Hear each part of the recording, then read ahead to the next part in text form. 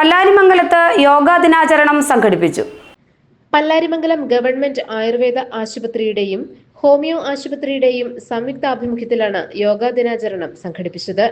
ഗ്രാമപഞ്ചായത്ത് പ്രസിഡന്റ് ഖദീജ മുഹമ്മദ് ഉദ്ഘാടനം നിർവഹിച്ചു. വൈസ് പ്രസിഡന്റ് ഒഇ അബ്ബാസ് അധ്യക്ഷത വഹിച്ചു.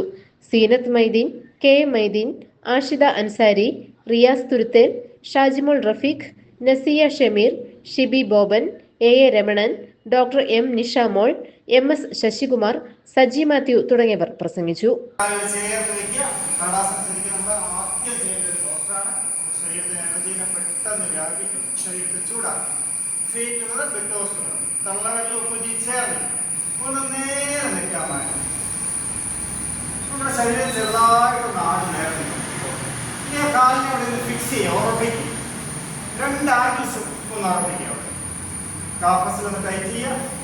മുട്ടിരണ്ട് മേലേക്കൊന്ന് വലിച്ചു റൈസൊന്ന് കയറ്റിയാൽ ബട്ടർ രണ്ട് കാലം ഒരുമിച്ചൊന്ന് കയറ്റി അപ്പൊ നമുക്ക് കാലിന് നല്ലൊരു സ്ട്രെങ്ത് ഫീൽ ചെയ്യും, കമ്പി പോലെ ഫീൽ ചെയ്യും. GTV news, Pallarimangalam.